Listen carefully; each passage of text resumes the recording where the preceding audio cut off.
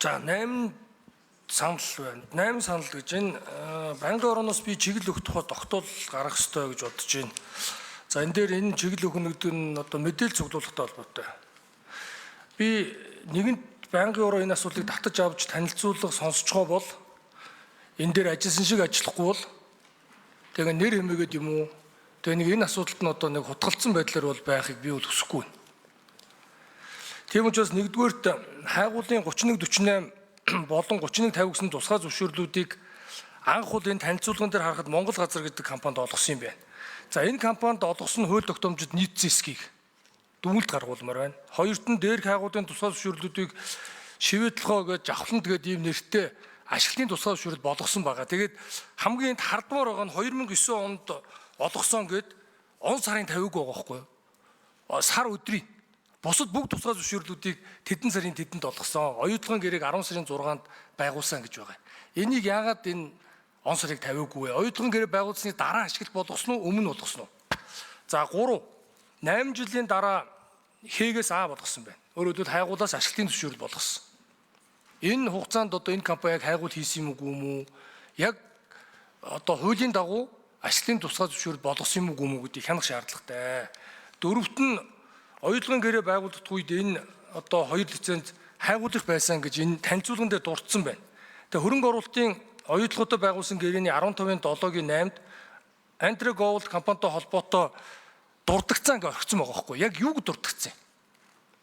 Тэрийг яагаад энэ танилцуулганд оруулахгүй байгаа юм? Гэт энд бол ингээд ийм хардах энэ яагаад зарим зүйлүүдийн он сарын 50 зарим нь тавихгүй байгаа юм? Яагаад зарим зүйлүүд нэг дурдсан болоод мэдээсэн болоод өнгөрөөд байгаа ч гэдэг юм уу? Ийм хардлагт бол байна. Уучлаарай энэ дээр би бас буруу бодож магадгүй. Гэхдээ энийг бол асуух хэрэгтэй ард түмний өмнөөс. За тухайн хоёр аж ахуй нэгж хоорондоо ашиг уух гэрээ хамтын ажиллагааны гэрээ байгуулсан Монгол Улсын хууль тогтоомжид нийцсэн үгүй юу? Энийг юу гэж үзэж байгаа? Одоо тэгээ сүүлдээ зүгээр миний бодлоор бол ингээд оюутлогын компаниг зэрэгэлдээ байсан лицензээ тэрүүгээр өөр энэ Антре Gold гэх компанитай байгуулчихгуудаа тэрийг одоо манах бид нар л одоо гэрээгээ байгуулна. Энэ гэрээн дээр одоо бид нар энэ өмнө байгуулсан гэрээтэйгээ одоо нэгэн адил байна гэдэг энэ оюутлог Риотонтой компани чи байр суурьгээд энэ танилцуулсан дээр байна шүү дээ. Өөд ингэж болох юм. Энэ тусгай зөвшөөрөл лицензийн ер нь Монголын төр мэдх юм уу мэдэхгүй юм. Энд ч одоо ингээ оюутлогын компани ингээд бүгдийг мэдэх ёстой юм.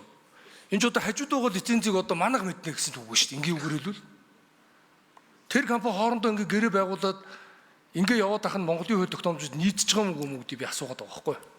За энэ дээр ийм одоо мэдээ тодруулга авмаар байна. 8-д нь ер нь бусад стратегийн ач холбогдлын энэ бүлэг ордуудад эргэн тойронд нь одоо бас иймэрхүү зөрчил байна уу?